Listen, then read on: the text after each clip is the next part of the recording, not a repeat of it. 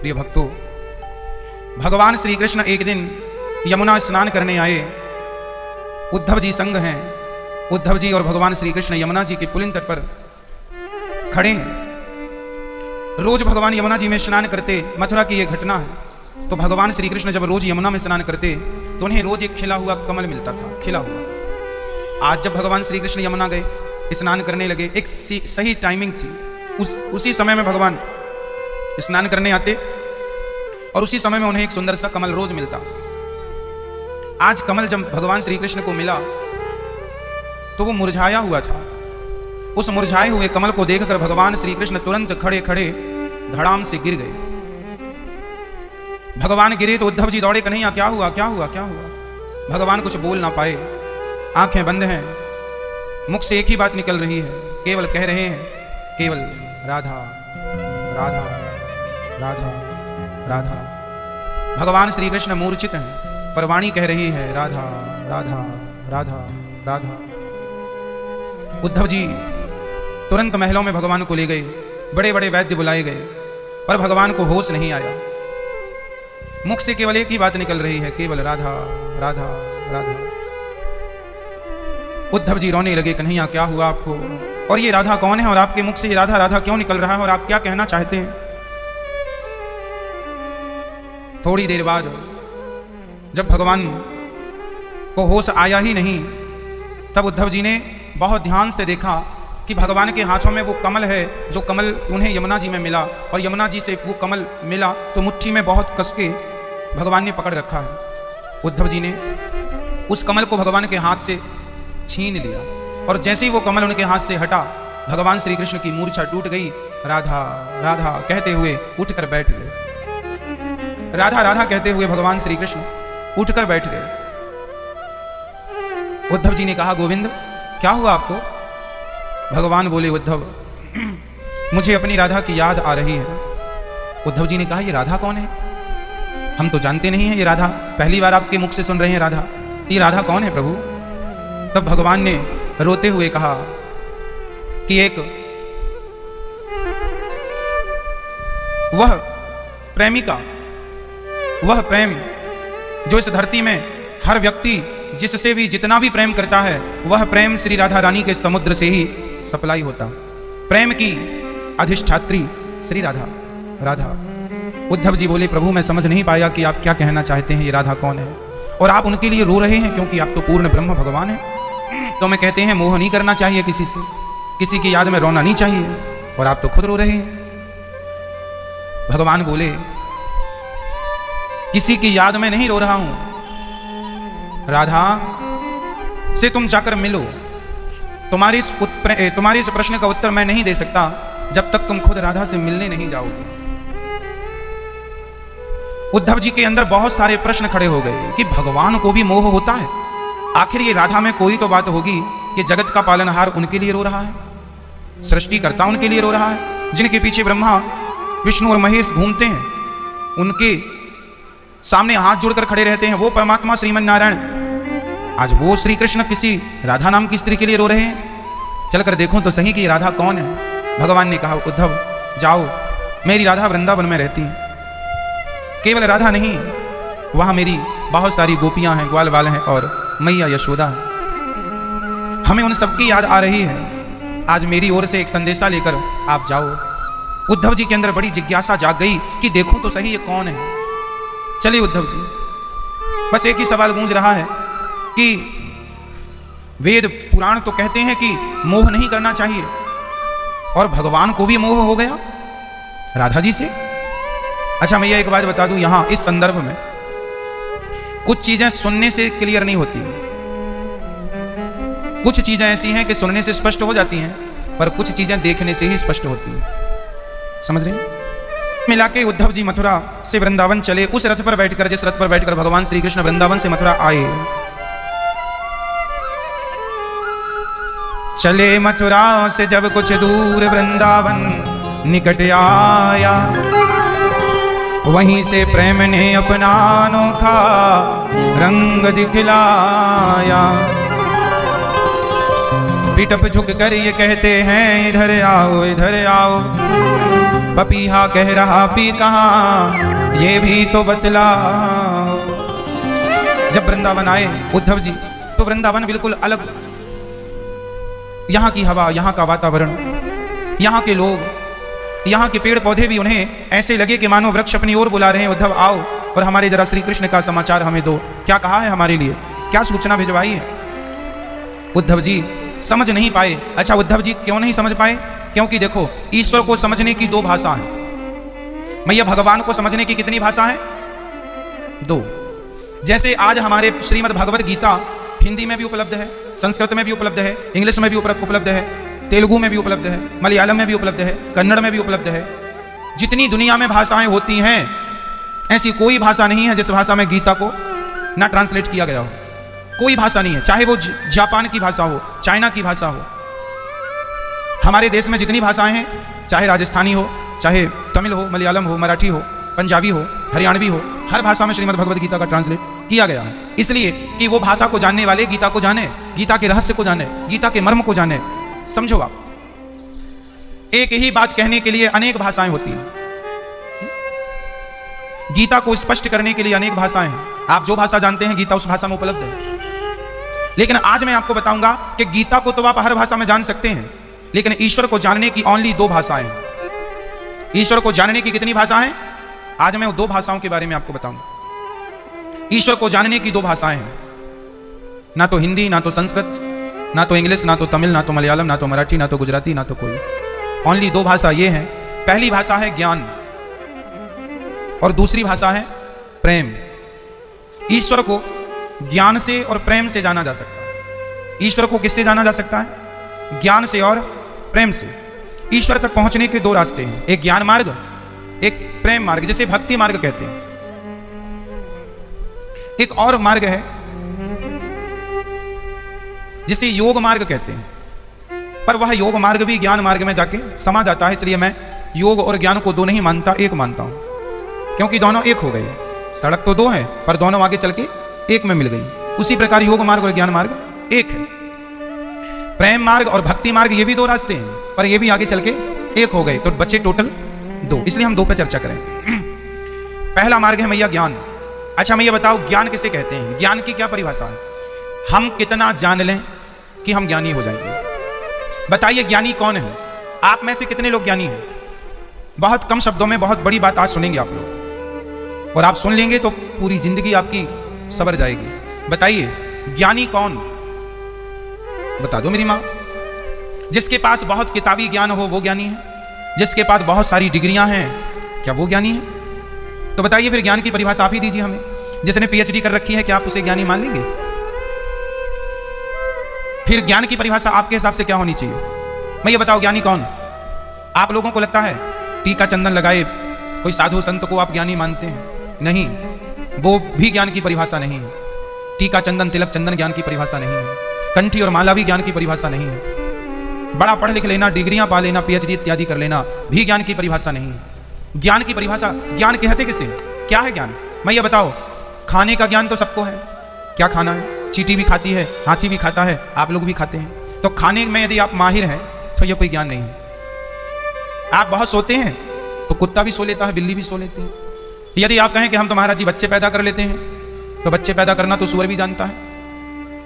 पशु और पक्षी खूब बच्चे पैदा करते हैं। ना तो बच्चे पैदा करना ज्ञान है, ना तो पेट भर खाना ज्ञान है, ना नींद भर सोना ज्ञान है। तो चलो आप कहें महाराज जी हमने तो बहुत पैसा कमा लिया, तो ज्ञान से तो कमाया, तो पैसा तो वैश्या भी कमा लेती है।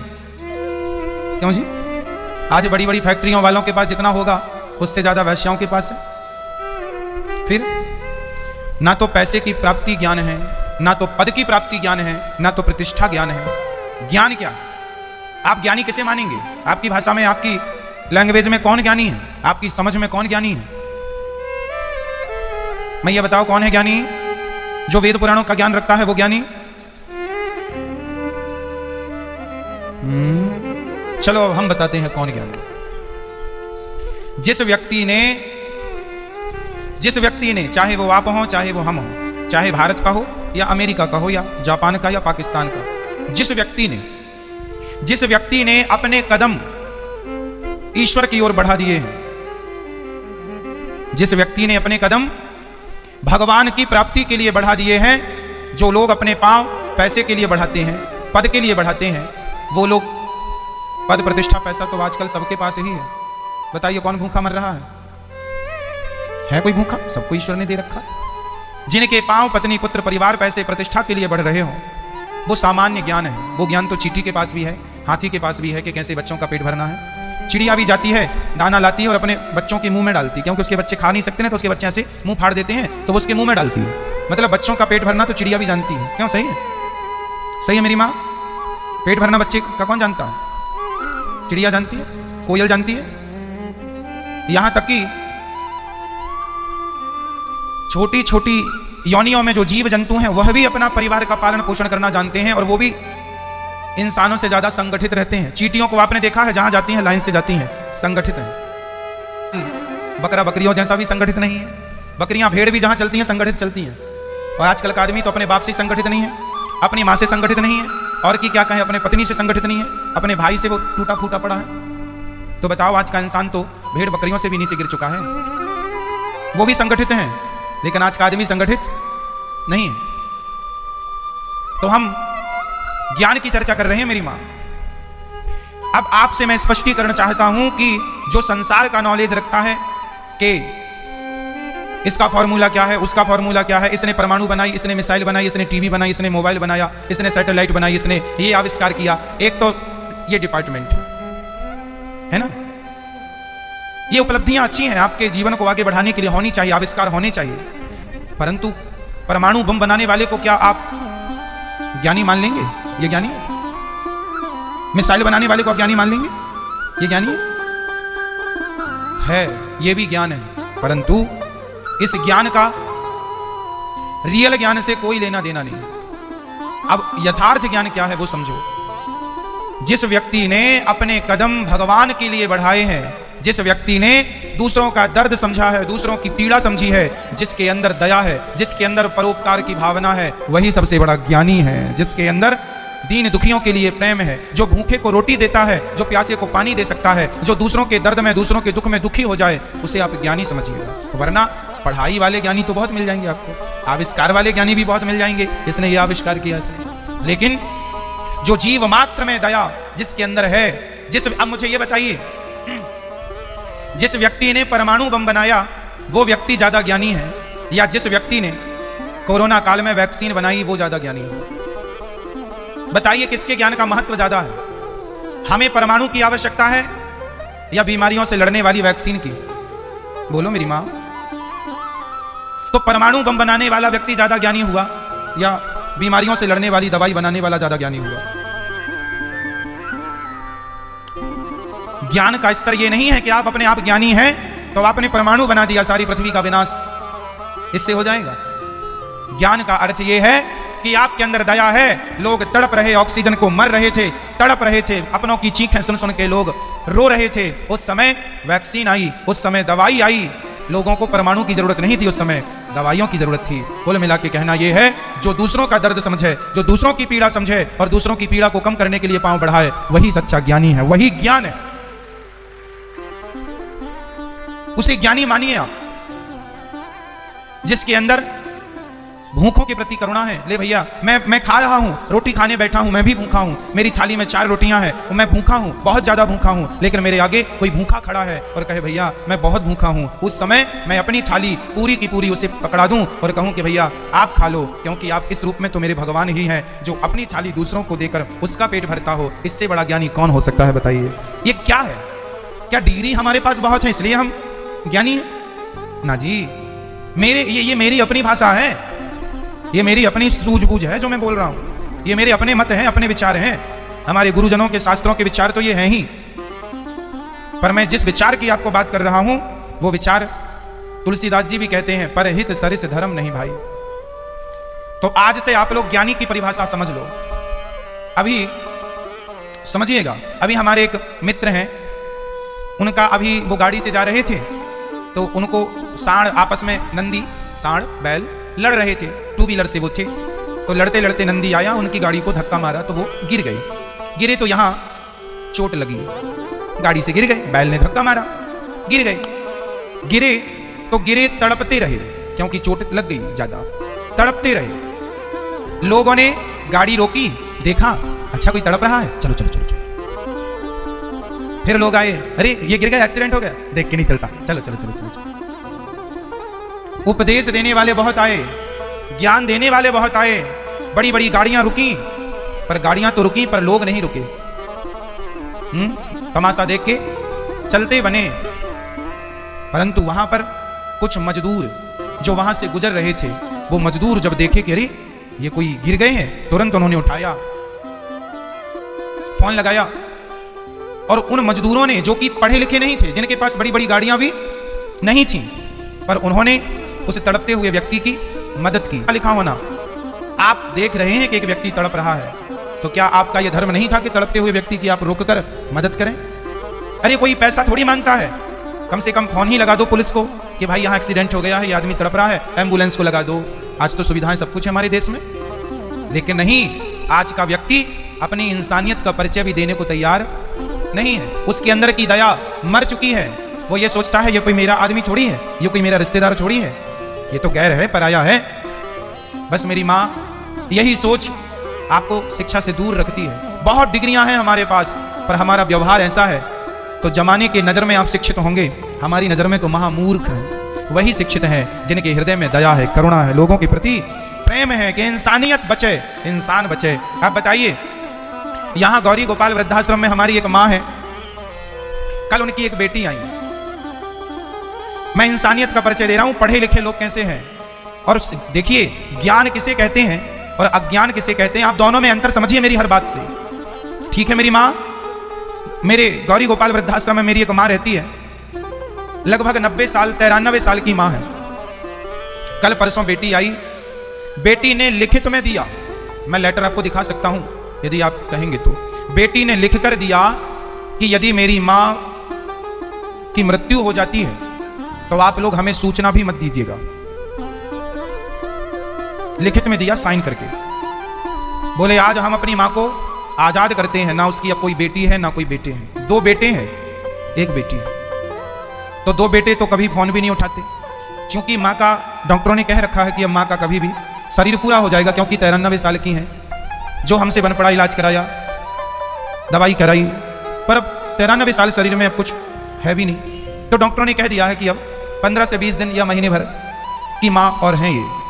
तो हम लोगों ने तुरंत बच्चों को सूचना दी कि भाई आपकी माँ है, तो आप आओ, दर्शन कर लो, यदि इच्छा है तो आखिरी सेवा कर लो, आशीर्वाद ले लो, भाई अंतिम समय चल रहा है बूढ़ी माँ का, ले जाओ। बताइए, आखिरी समय में माँ की सेवा करना बच्चों का धर्म है या नहीं है? 2 बेटे हैं और दोनों प्रोफेसर हैं, मतलब पढ़ाते हैं, कॉलेजों में पढ़ाते हैं दोनों।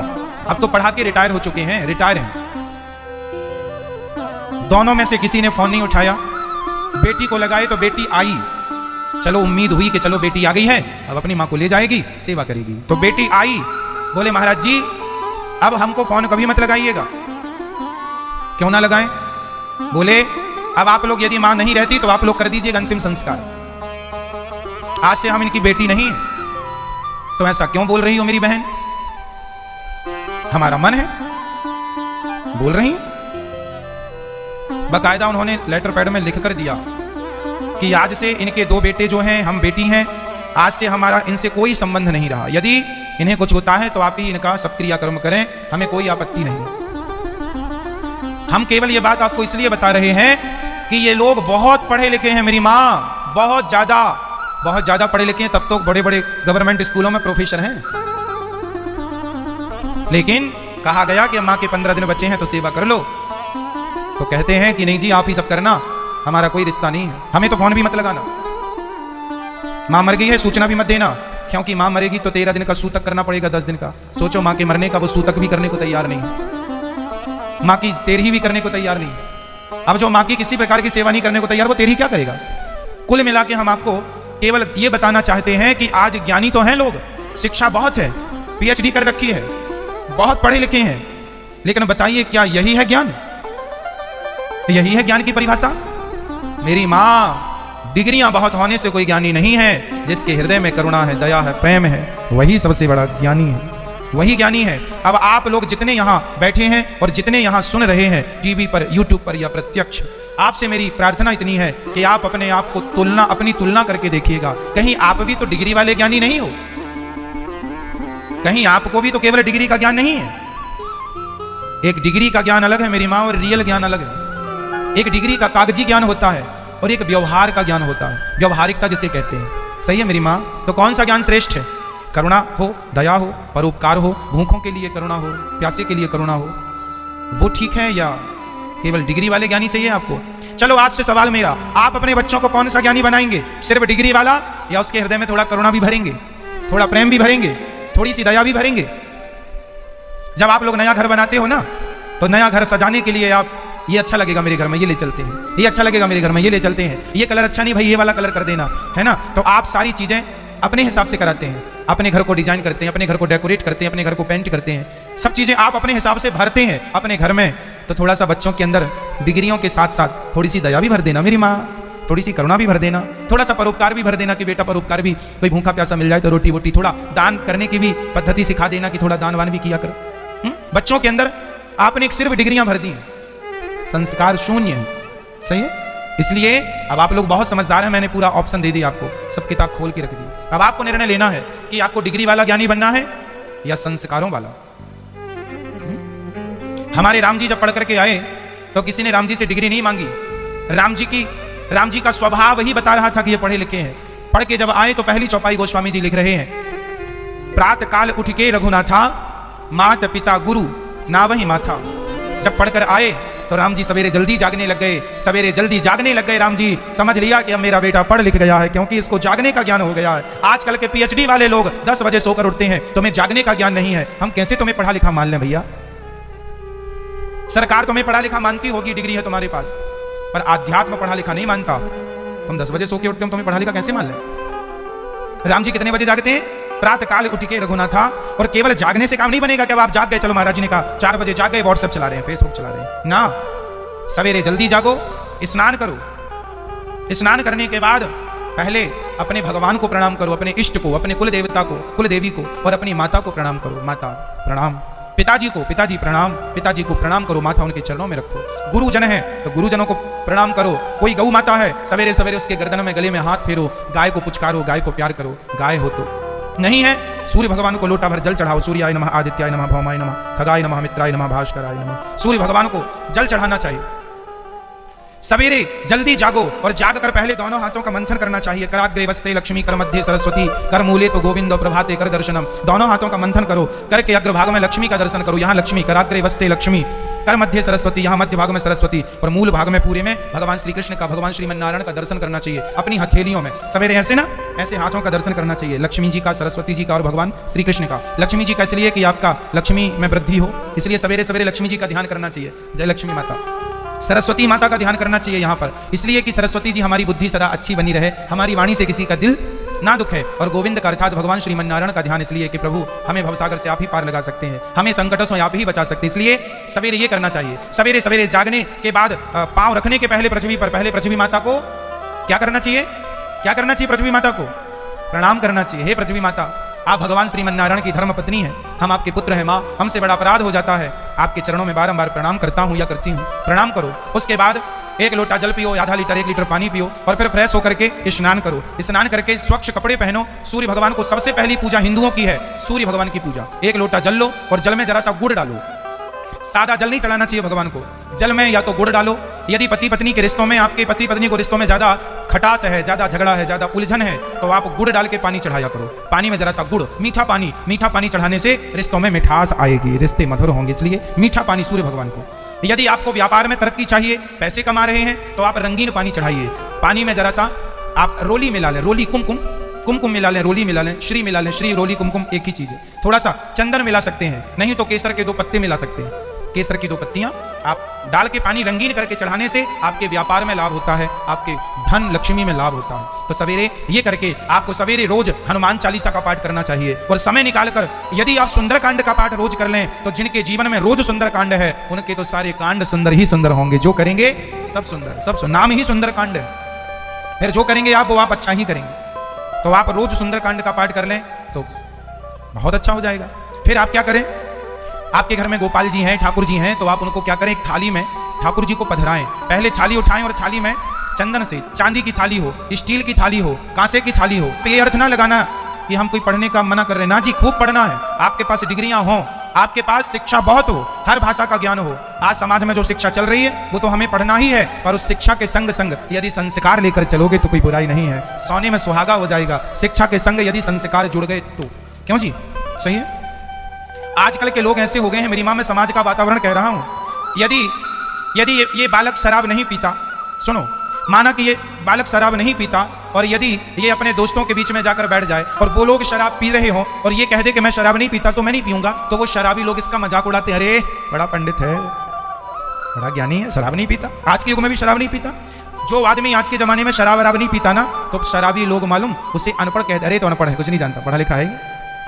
मतलब आज सोचिए कितना गिर गया समाज अपने स्तर से कि वो शराब पीने वाले को पढ़ा लिखा मान रहा है। क्या ये बात सही है जो मैं कह रहा हूं? आज के जवान बच्चे यदि शराब ना पिए तो उनके दोस्त उन्हें पढ़ा लिखा नहीं मानते, समझदार नहीं मानते। वो अपने संग फिर उसे बिठाते नहीं है कि यार तुम हमारे लायक नहीं हो, क्योंकि तुम तो हमारी तरह नहीं हो। मतलब आज के जमाने में कोई सुधरा भी है, सही रास्ते पर है, तो लोग उसका मजाक उड़ाते हैं। ये भी बड़ी विडंबना है समाज की, है ना। जैसे हमारी बहनें कॉलेज में जीन्स पहन के जाती हैं, बाल बाल पूरा ओपन है, सब ठीक है, लेकिन एक लड़की 2 चोटी करके जाए और फ्रॉक पहन के जाए तो वो जीन्स वाली लड़की है ना, उसको जीने नहीं दे, अरे बड़ी पंडिताइनी है। लो, खुद कल्चर खुद बिगाड़ रही है, खुद गलत रास्ते पे चल रही है, और कोई सही आ जाए। ये हम इसलिए कह रहे हैं कि आज 2 चोटी करके कोई लड़की कॉलेज चली जाए तो उसे क्या कहेंगे, गांव की गंवार है, मूर्ख है, उसकी इंसल्ट करेंगे, है ना। मतलब आज लोग कांच को ही हीरा मान रहे हैं और हीरे को कांच। सोच देखिए कहां से कहां चली गई, कितना स्तर गिर गया हम सनातनियों का। आज कोई लड़की यहां तक मांग भरे तो लोग, अरे इतनी बड़ी मांग, और छोटी सी यहां यूं घिसनी से घिस ले और फिर इस तरफ से बालों को छिपा ले, हाँ हाँ बड़ी पढ़ी लिखी है, पढ़ी लिखी है। और यहां तक लंबी मांग भरे तो गंवार है, अनपढ़ है, उसका मजाक उड़ाया जाता है। जबकि भारतीय संस्कृति यही है। माता सीता ने लंबी मांग भरी, हनुमान जी ने कहा क्या कर रही हो मां, ये सिंदूर क्यों? कहा हनुमान, मैं अपने पति की लंबी आयु के लिए लंबी मांग भरती हूं। हनुमान जी ने कहा कि जरा से सिंदूर लगाने से यदि राम जी की आयु लंबी होती है तो मैं पूरे शरीर में सिंदूर लगाऊंगा। तब से हनुमान जी को सिंदूर चढ़ता। मतलब जो तुम्हारे लिए गौरव का विषय था कि भारतीय स्त्री मांग भरती है, आज उसी को आपने गलत शिक्षा के कारण, आज वही आपकी जो रियलिटी थी, जिस हिंदुस्तानी की जिस कल्चर से पहचान थी, आज हिंदुस्तानी उसी कल्चर को भूलता जा रहा है। यहां वृंदावन में एक मंदिर है, वहां अंग्रेज लोग आते हैं। जो अंग्रेजन लोग होती हैं ना, वो इतनी लंबी मांग भरती हैं। उनसे पूछा गया, हमारे भारत की माताएं तो बंद कर चुकी हैं लंबी मांग, आप लोग क्यों भरते हैं? बोले भारत के लोग हम लोगों का कल्चर अपना रहे हैं, हम लोगों का तो कोई ना उसकी ना कोई धरती है ना कोई आकाश है, कोई अस्तित्व ही नहीं है। हम जान गए हैं कि सबसे प्राचीन संस्कृति सनातन धर्म ही है, इसलिए हम वापसी हो रहे हैं। वापस प्रचार करते हैं जंगली रमी का, खुलेआम वो प्रचार करते हैं उसका। वो मोबाइल पे कैप आता है उसका, जुआ खेलने का। सिंपल भाषा में वो जुआ है। वो लोग आपको जुआ खिला रहे हैं खुलेआम। वो लोग आपको तंबाकू, यहां तक कि टीवियों में शराब का भी प्रचार चल रहा है, वो शराब पिला रहे हैं। गाने बना दिए ना, जीना अगर जरूरी है तो पीना बहुत जरूरी है। ये गाने मैंने नहीं बनाए, मुझे पीने का शौक नहीं, पीता हूं गम भुलाने को। ये गाने भी कोई मैंने नहीं बनाए। क्यों जी? आज इन लोगों ने, तथा कथित कुछ लोगों ने समाज को क्या दिया है? हमारे नौजवान दोस्त भाई लोग शराब नहीं जानते थे, पिक्चर देख देख के शराब जानने लग गए और पिक्चर देख देख के शराब पीने लग गए। हमारे देश में कोई फटे कपड़े नहीं पहनता था, पर पिक्चर देख देख के फटे कपड़े पहनना सीख गए। तुमने संस्कृति को बिगाड़ा है तो तुम बिगाड़ के भी सुपरस्टार हो, और हम संस्कृति की सच्ची बातें कर रहे हैं तो आरोप ये लगता है आप लोग तो लूट रहे हैं। जैसे विजय माल्या लूट के ले गया। अरे हम तो भिखारी हैं शुद्ध, हम तो आपसे भीख मांगते हैं कि आपको योग्य बनाया विधाता ने, तो 100 रुपए में से 5 रुपए दे देना, दान कर देना, तो उस दान से यहाँ वृद्ध माओं की सेवा हो जाएगी, यहाँ अन्य क्षेत्र चल जाएगा। हम तो भीख मांगते हैं आपसे, वो भी श्रद्धा हो तो देना। आज तक हमने जबरदस्ती तो फोर्स नहीं किया कि जी दो, फिर भी आरोप है कि आप लूटते हैं। साधु लोग, बाबा लोग लूट लेते हैं, और वो लोग खुलेआम संस्कृति को नष्ट किए जा रहे हैं, फिर भी वो सुपर डुपर स्टार हैं। शराब पीने वाला आज अपने आप को अच्छा मानता है और शराब ना पीने वाले का शराब पीने वाले लोग अवहेलना करते हैं। अरे तुम तो कुछ नहीं जानते। अब बताइए, आज के युग में अपने बच्चों को संस्कारी बनाना सबसे बड़ी चुनौती है मेरी माँ। आज के युग में अपने बच्चों को कुसंग से बचाकर सही रास्ते पर ले आना सबसे बड़ी चुनौती है। रास्ता है ज्ञान मार्ग का और दूसरा मार्ग है प्रेम। भगवान से क्या हो मेरी माँ? प्रेम हो। तो बताइए, आज के युवाओं को पिक्चर देखना जरूरी है या फिर कथा सुनना जरूरी है? मुझे बताओ कि पिक्चरों से संस्कार आएंगे या कथाओं से संस्कार आएंगे? ये देश पिक्चरों का देश नहीं है, ये देश अध्यात्म देश है, कथा कीर्तन का देश है। यहाँ अंग्रेज लोग आते हैं, माला जपते हैं, और आज का हिंदू माला जपने में शर्म करता है। विदेशी महिलाएं तिलक लगाती हैं और आपको तिलक लगाने में लाज आती है। वो मांग भरने लगी, तुम्हें मांग भरने में शर्म आती है। हमारे देश में आज लड़की लड़का को लेके भाग जाती है और विदेशों में आजकल मंडप गाड़ के, हल्दी चढ़ा के, तेल चढ़ा के भारतीय पद्धति के हिसाब से शादी विवाह किया जाता है। विदेशों में मंडपों की बड़ी मांग हो गई है, हल्दी तेल चढ़ाकर। जैसे भारत में हमारे यहाँ हल्दी चढ़ती है ना, शादियों में तेल चढ़ता, हल्दी मांगर माटी होती है।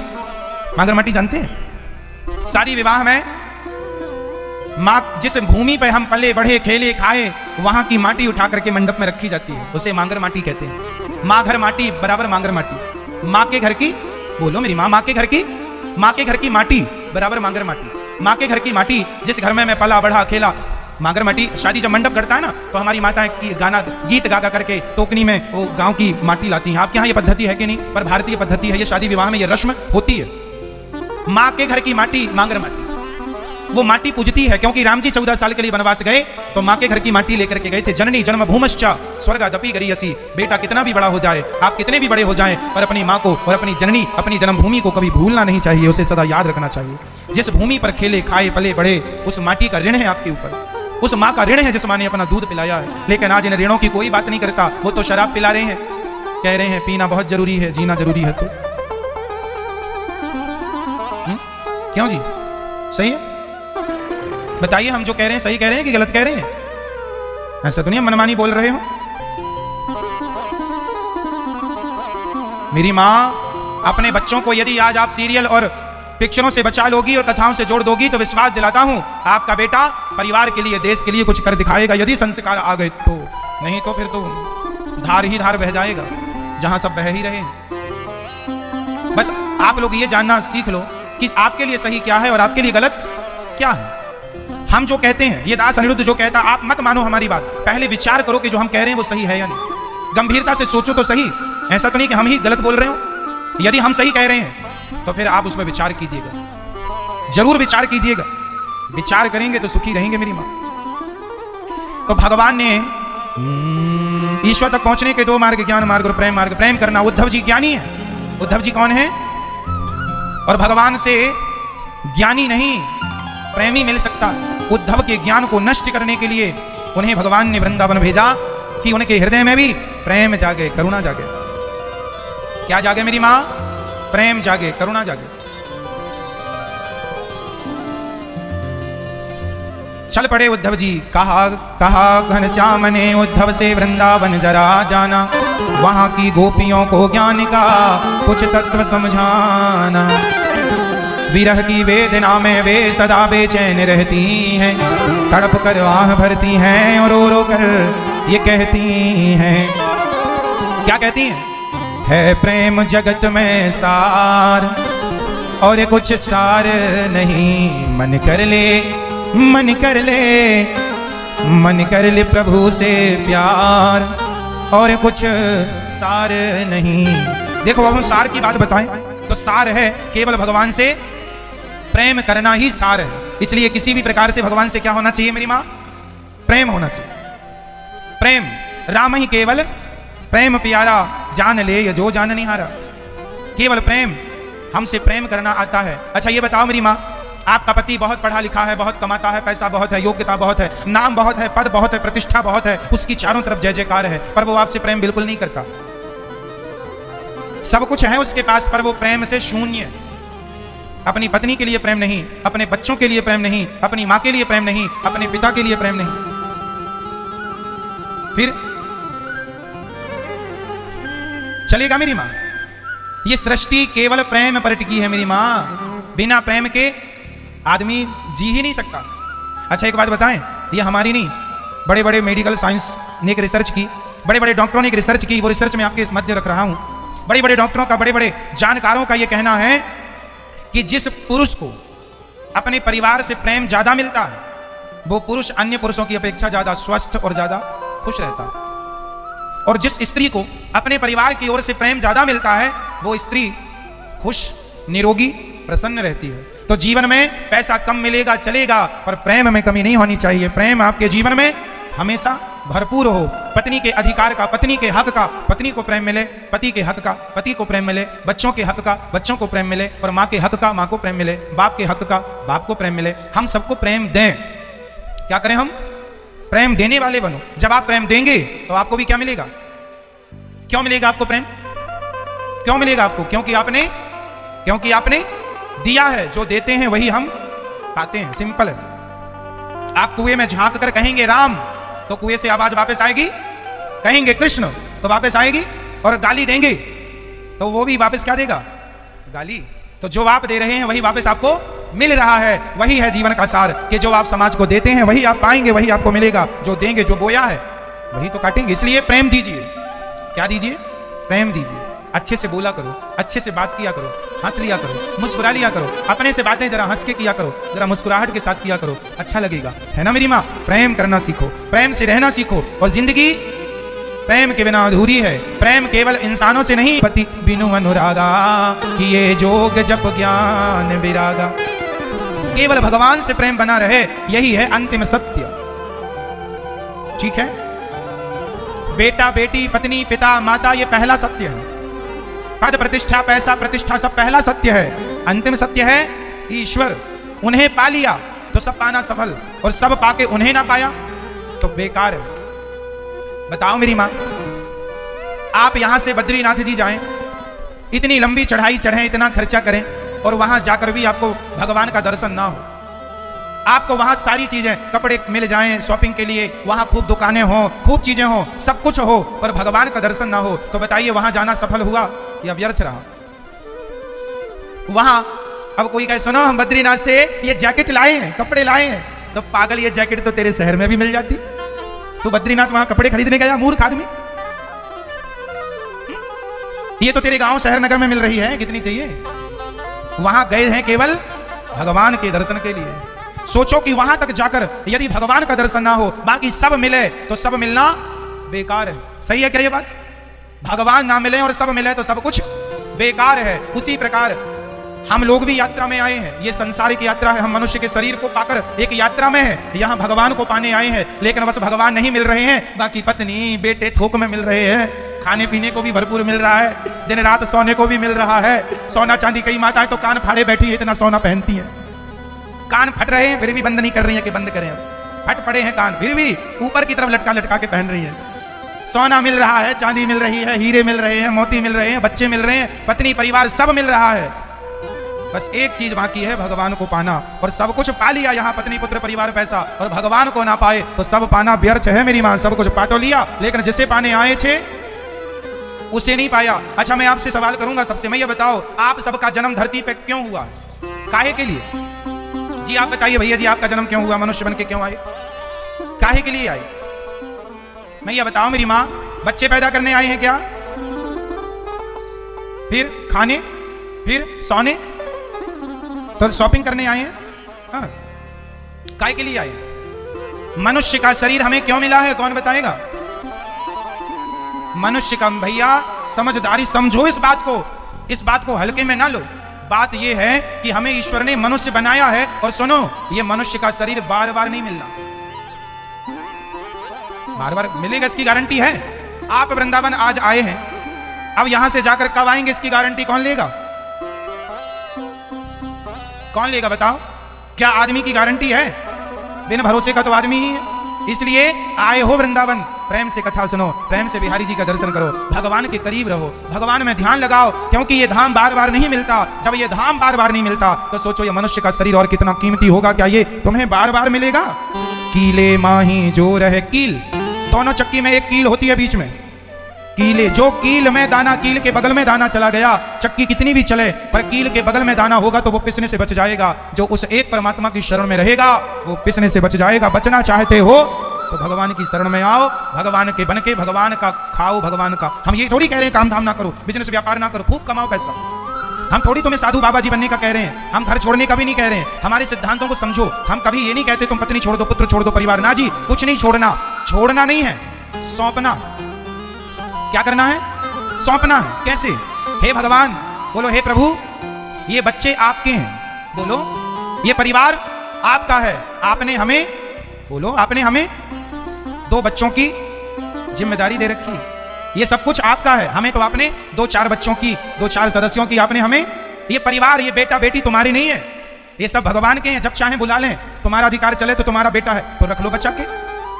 जाना होगा तो तुम्हारी गोद से चला जाएगा, और नहीं जाना होगा तो भगवान। कुल मिला के संपत्ति तुम्हारी नहीं है। यहां तक कि तुम भी, तुम्हारे शरीर पर भी तुम्हारा जोर नहीं है। अभी प्राण भगवान निकालें, कहें चलो, तो आप बैठे बैठे गिर जाएंगे, खड़े खड़े गिर जाएंगे। क्यों जी? चलता है तुम्हारा हमारा कहीं जोर। इसलिए कहो हे नाथ, ये परिवार आपका है। बोलो हे नाथ। मैया, हो गई पंचायत पूरी मेरी माँ? सुन लो मेरी माँ जब आई हो तो। बोलो हे नाथ, ये परिवार आपका है। बेटा बेटी आपके हैं, पति पत्नी सब आपके हैं। हे नाथ, हम भी आपके हैं। हे प्रभु, हमें स्वीकार कीजिए। ये जो दुकान है, ये खेत है, ये फैक्ट्री है, ये बिजनेस है, ये व्यापार है, ये सब आपका है प्रभु। आपने तो हमें जरा सी जिम्मेदारी दे रखी है। जैसे बैंक तो गवर्नमेंट की होती है, पर मैनेजर को उस बैंक की जिम्मेदारी दी जाती है कि आप इस बैंक के मैनेजर हैं, ये बैंक को आप संभालेंगे।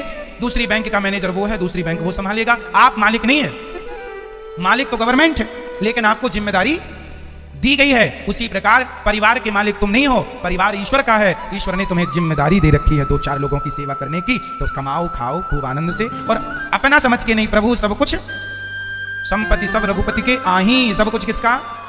तुम्हें सौंपते हैं अमानत तुम्हारी, कृपा की न होती जो आदत तुम्हारी, तो सुनी ही रहती अदालत तुम्हारी। तो हम ये नहीं कहते कि तुम बाबा जी हो जाओ, सब कुछ काम आप करो, अपना मान के नहीं। ये शरीर भी भगवान का है। आज से ये बातें रटनी नहीं है, रटने के सेंटेंस नहीं दे रहा हूं, चरितार्थ करनी है, मानना है, इस ज्ञान पर चलना है।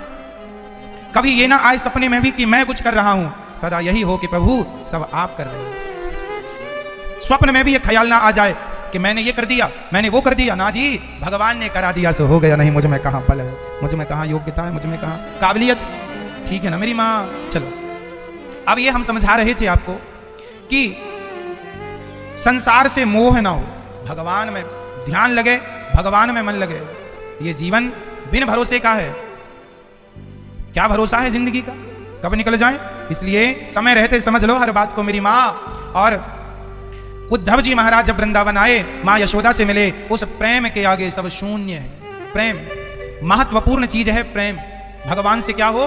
प्रेम हो। पत्नी को कुछ नहीं चाहिए अपने पति से, केवल प्रेम करता रहे तो हर महिला खुश रहेगी। एक माँ को अपने बेटे से कुछ नहीं चाहिए, केवल प्रेम करता रहे तो माँ खुश रहेगी। कोई माँ बुढ़ापे में धन दौलत मांगती है? बताइए, आपकी माँ कोई आपसे रुपया पैसा मांगती है क्या?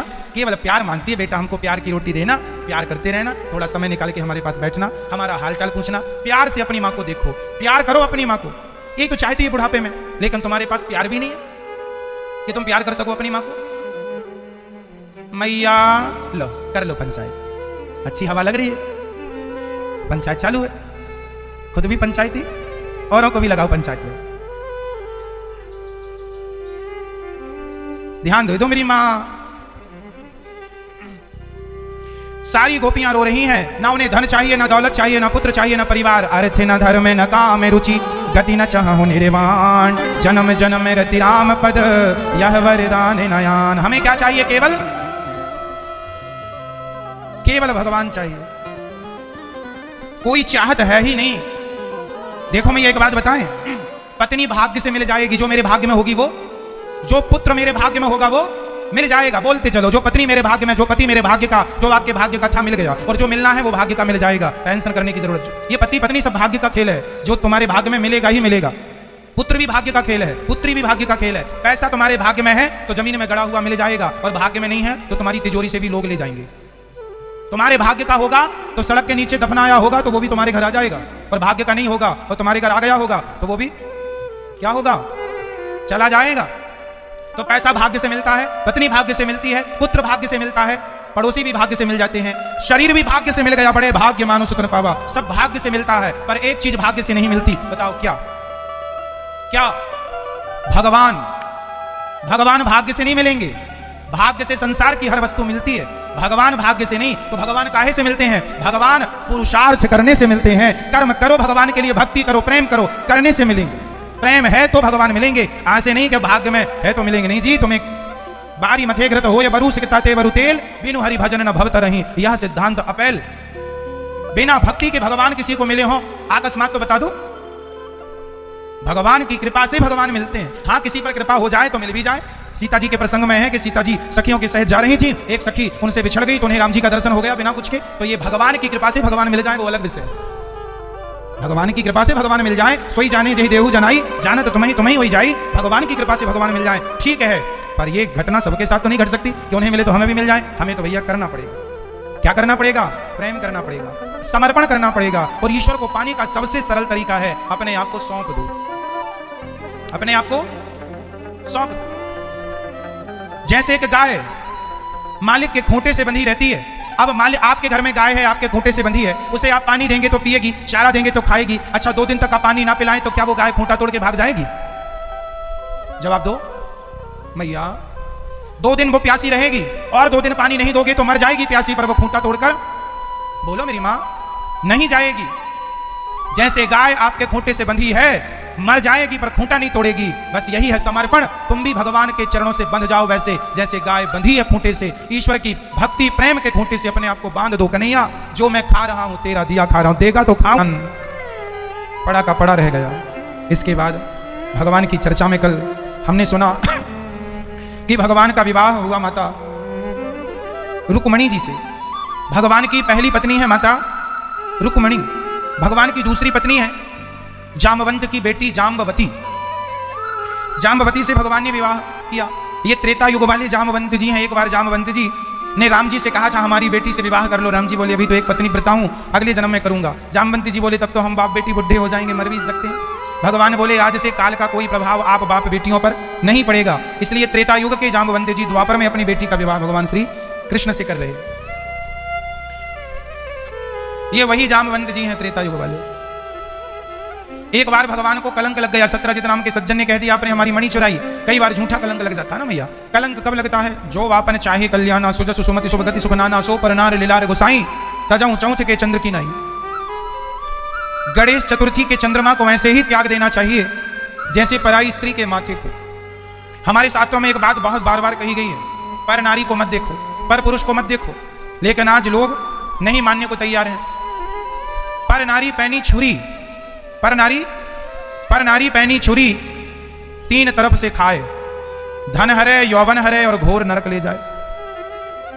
पराई स्त्री से बच के रहना है सबको, और पराये पुरुष से बच के रहना है। चरित्रवान बनो, जितनी जिंदगी है चरित्र अच्छा हो। आजकल लोग पढ़े लिखे बच्चे, माँ बाप भेजते हैं बेटियों को, बेटों को जाओ बेटा पढ़ जाओ, तो वहां जाते हैं बड़े बड़े शहरों में और वहां पढ़ने गए हैं और वहां लड़का लड़की संग बैठे पंचायत कर रहे हैं।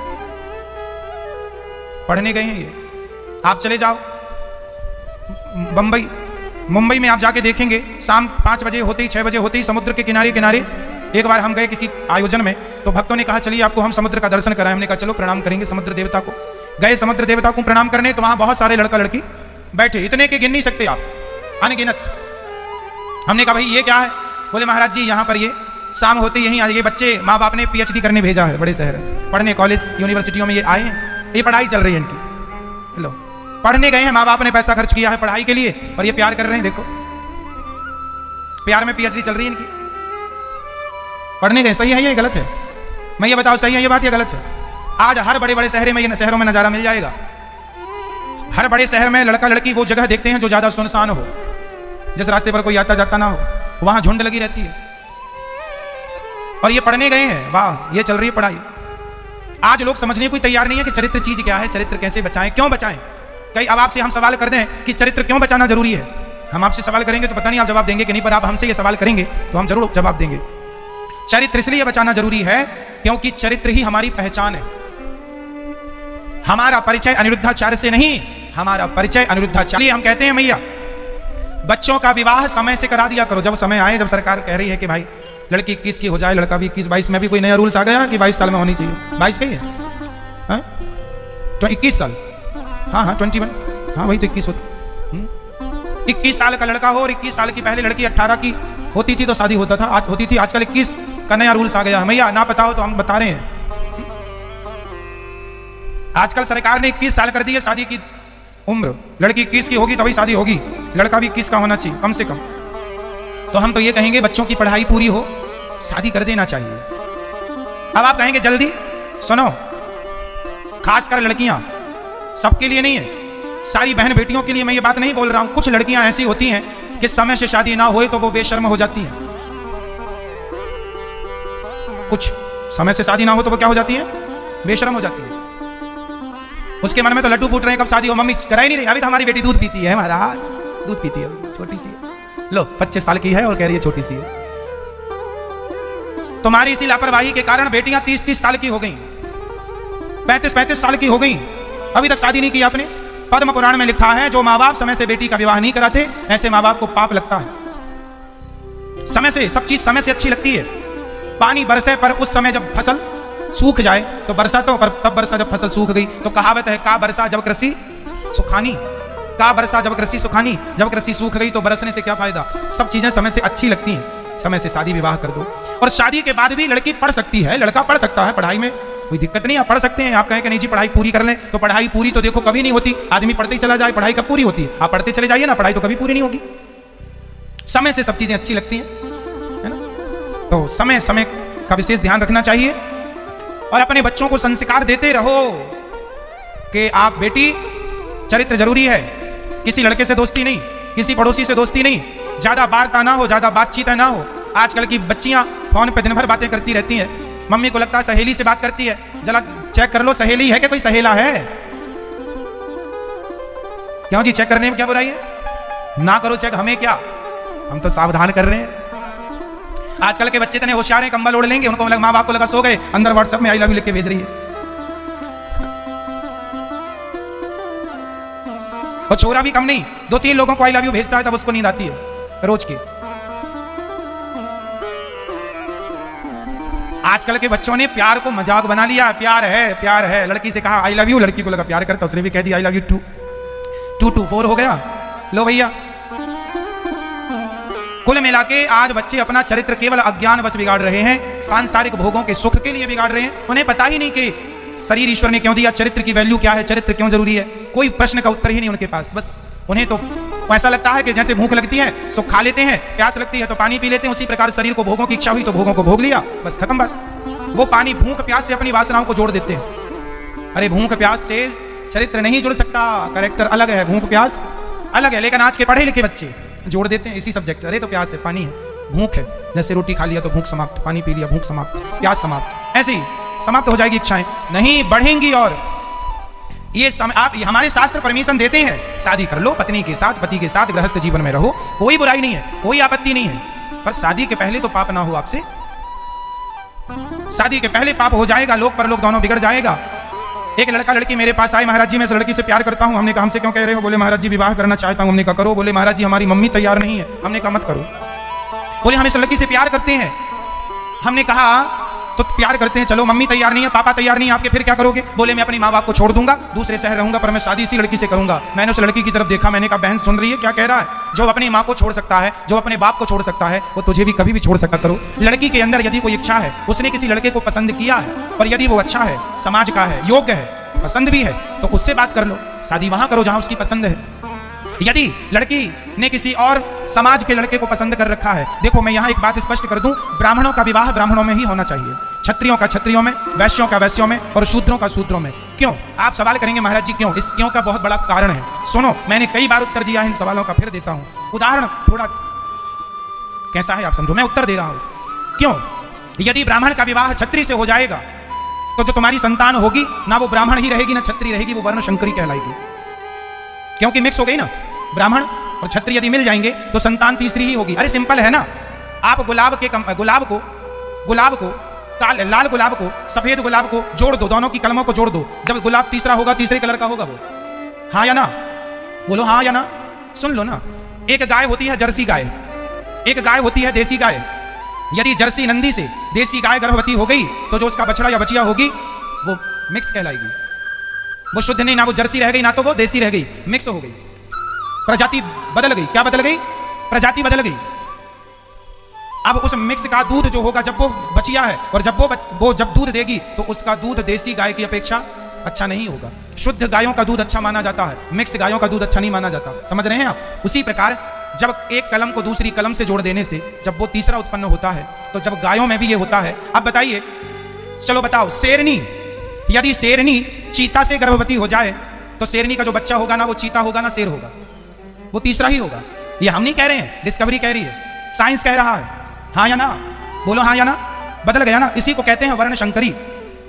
शुद्ध नहीं है वो, ना वो ब्राह्मण है ना वो क्षत्रिय। यदि क्षत्रिय लड़की है और वैश्य लड़के से कर लिया तो तुम्हारी जो संतान होगी ना वो क्षत्रिय कहलाएगी ना वैश्य। और तुमने शूद्र लड़की हो और लड़का क्षत्रिय हो, या लड़की क्षत्रिय हो लड़का शूद्र हो, यदि कर लिया शादी तो क्या होगा? वो जो संतान होगी वो वर्ण शंकरी कहलाएगी। इसलिए कहा जाता है, हमारे ऋषि मुनियों ने शादी में बड़ा विचार करते हैं, एक सा गोत्र नहीं होना चाहिए। हमारे यहाँ समगोत्र में भी शादियां नहीं होती, इतना मिलान होता है ताकि आपका भविष्य खतरे में ना चला जाए, बच्चे खतरे में ना चल। बहुत बड़ा साइंस है, मानो तो बहुत कुछ, नहीं मानो तो आप तो मनमानी कर ही रहे। इसलिए कहते हैं ब्राह्मणों का विवाह ब्राह्मणों में। इसलिए पहले के लोग ना श्रेष्ठ ब्राह्मण देखा करते थे, ब्राह्मणों में भी श्रेष्ठ ब्राह्मण से शादी होए तो श्रेष्ठ संतान होती थी। क्षत्रियों में भी श्रेष्ठ क्षत्रिय, चोर गंवार ना हो, श्रेष्ठ धर्म का पालन करने वाला क्षत्रिय हो, वैश्य भी अच्छा वाला हो, शूद्र भी अच्छा वाला हो, अच्छे लोगों से शादी विवाह होगी, संतान। बोलो, अरे किसान अपनी गेहूं काट के बेच देता है और जब खेत में बोने के लिए होता है तो बाजार से अच्छी क्वालिटी का बीज खरीदता है कि नहीं? खेत कितना भी अच्छा हो पर बीज घटिया है तो फसल घटिया ही होगी। इसलिए पिता श्रेष्ठ होगा तो संतान श्रेष्ठ होगी। इसलिए पिता का चयन, लड़का मतलब पिता, लड़के का चयन किया जाता है श्रेष्ठ हो, अच्छा हो, ताकि संतान अच्छी हो। लेकिन आजकल के बच्चे ये साइंस है नहीं समझते, उनको लगता हम ही सही हैं। ये महाराज, ये पंडित जी तो पागल बना रहे हैं।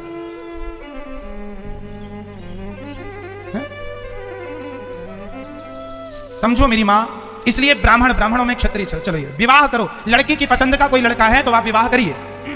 हाँ, एक बात और सुनो, आपातकाल में, अब मैं शास्त्रों का जो सिद्धांत वो दे रहा हूं, आपातकाल में ये सारी चीजें आपातकाल के लिए। आजकल लड़कियों को प्यार हो जाता है, प्यार करने के बाद पता चला लड़का तो मुसलमान है।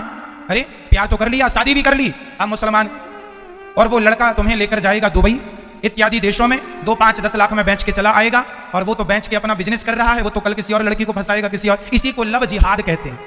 हिंदू लड़कियों को फंसाते हैं, दुबई घुमाने के बहाने 2-4 लाख में बेच आते हैं, दूसरी को फंसाएगा। आजकल तो कुछ मुसलमान तिलक चंदन लगा के बैठने लगे हैं मंदिरों में, ताकि लड़कियों को ये लगे कि ये तो बड़ा धर्मात्मा है, फंस जाए, प्यार व्यार हो जाए। इसलिए हमारी बहन बेटियां, आप लोग प्यार करने के पहले जरा आधार कार्ड चेक कर लिया करो कि कौन है, सनातनी ही तो है कि दूसरा तो नहीं है। इसलिए शादी विवाह माँ बाप को करने दो। माँ बाप कुंडली निकालते हैं, गोत्र देखते हैं, जन्म पत्रिका मिलाते हैं, इसलिए कि बेटी के साथ कोई फ्रॉड ना हो जाए। कुंडली क्यों मिलाते हैं? ताकि बेटी के साथ कोई फ्रॉड ना हो जाए। ऐसा तो नहीं कि लड़का कोई और ही हो, इसलिए खानदानी हो, नाम इज्जतदार लोगों के घर शादियां करना चाहिए। टुच्चे 2 कौड़ी के लोगों के संग ना बेटी विवाह दिया करो, भिखमंगों के साथ ना बेटी विवाह दिया करो। शादी हुई नहीं, हमें तो गाड़ी चाहिए, ले भिखमंगों के संग क्यों बेटियां विवाह कर रहे हो भैया? गाड़ी चाहिए। एक सज्जन बोले चैन चाहिए, ले चैन लेगा। बेटी योग्य लड़कों को दो, भिखमंगों को नहीं। और लड़का लड़की की जरा मर्जी पूछ लिया करो, लड़के दिखा दिया करो, लड़कियां दिखा दिया करो, पसंद है, पसंद के संग बातचीत करा दिया करो, दोनों का तालमेल बैठना चाहिए, तब फिर माँ बाप को शादी आगे बात करनी चाहिए। अब तालमेल बैठे नहीं, बातचीत हुई नहीं, दोनों ने देखा नहीं, शादी कर दी। वो एक जमाना था कि पहले देखा ही नहीं जाता था, और अब जमाना बदल गया। थोड़ा अपने को अपडेट कर लो, जमाने के हिसाब से थोड़ा सा अपने को क्या कर लो मेरी माँ, अपडेट कर लो ना आज के युग के हिसाब से। आप लोग, एक सज्जन ने हमसे कहा, महाराज जी पहले के जमाने में तो स्वयंवर होते थे, अपनी मन मर्जी का दुल्हा चुनने का अधिकार होता था, स्वयंवर होते थे, पर स्वयंवरों में उन्हीं को बुलाया जाता था जो परम खानदानी, परम योग्य हुआ करते थे। उन्हें योग्य में से 10-25 लोग बैठते थे, जो तुम्हें पसंद आए गले में माला डाल दो, हो गई। ये नहीं कि भीड़ को इकट्ठा कर ले, कोई भी आ जाए ना, योग्य लोगों को निमंत्रण देके आप ही आना है, आपको ही आना, ऐसे नहीं कोई भी आ जाए। ठीक है मेरी माँ? चलो, तो आज से आप लोग प्यार केवल भगवान से, अपनी माँ से, अपने पिता से करेंगे, शादी के बाद फिर पत्नी और पति से स्टार्ट करेंगे प्यार। ठीक है? कौन कौन? और पुरुष लोग केवल अपनी पत्नी से ही प्यार करें, पड़ोसन को बिल्कुल ना देखें। और स्त्रियां भी अपने पति से ही प्यार करें, पड़ोसियों को नहीं। अपने पति और अपनी पत्नी में स्थित रहने वाले लोग ब्रह्मचारी कहलाते हैं और ये भगवान को बड़े प्रिय लोग होते हैं जो सदा चरित्र का ख्याल रखते हैं। आजकल तो हमने ये भी समाज में देखा, दो बच्चे होने के बाद स्त्रियां दूसरे पुरुष के संग भाग जाती हैं। ये मैटर भी देखने को मिलता। और पुरुषों को भी खुद की पत्नी है, बच्चे हैं, फिर भी किसी के संग उसका चक्कर चल रहा है। ये सारी चीजें आपके लिए हानिकारक हैं। आप अपने बच्चों को क्या सिखाएंगे, क्या संस्कार देंगे आप, और आप अपने आप से कैसे आंखें मिलाएंगे? केवल भोग ही सब नहीं होता मेरी माँ, भोग के आगे भगवान बैठे हैं, भगवान तक पहुंचना उद्देश्य है। ये भोग विलास तो कुत्ता बिल्ली भी खूब कर रहे हैं। मन को हटाओ जरा इनसे, मन तो चंचल है ही, वो तो ले ही जाता है बार बार वहां। आपको ही जरा विवेक से लाना पड़ेगा, निकाल के भगवान तक लगाना पड़ेगा। नहीं, मन तो बड़ा चंचल है ही। किसका मन सुधरा है बताओ? सबका चंचल है, पर काबू में करना है, मन को भगवान से जोड़ना है। ये आपकी ही जिम्मेदारी है, कोई और नहीं आएगा आपके मन को ठीक करने। हम बता सकते हैं आपको रास्ता, चलना आपको ही पड़ेगा। भगवान का दूसरा विवाह जाम्बवती से हुआ, तीसरा विवाह भगवान का सत्यभामा से, चौथा यमुना से, पांचवा मित्रविंदा, छठा सत्या, सातवां भद्रा, आठवां लक्ष्मणा से। भौमासुर नाम का एक दैत्य है, उसने 16,100 कन्याओं को बंदी बनाया। उस कन्याओं के बंदी बनाने से कन्याओं ने पत्र लिखा भगवान को, प्रभु रक्षा करो। भगवान ने उसे जेल से मुक्त कराया, भौमासुर को मारा। सारी कन्याओं ने कहा प्रभु अब आप हमारे पति हो जाओ। भगवान ने कहा इतने सारे लोगों के हम कैसे, हम तो 8 के पति हैं। बोले हमारे भी हो जाओ। उन कन्याओं को कौन अपनाएगा? पर पुरुष के पास रह चुकी हैं, समाज गंदी निगाहों से देखता है। जिन्हें कोई नहीं अपना रहा था उन्हें भगवान ने अपना लिया। दरबार में बंसी वाले के दुख दर्द मिटाए जाते हैं, दुनिया के सताए लोग यहाँ सीने से लगाए जाते हैं। तो भगवान ने अपनाया है।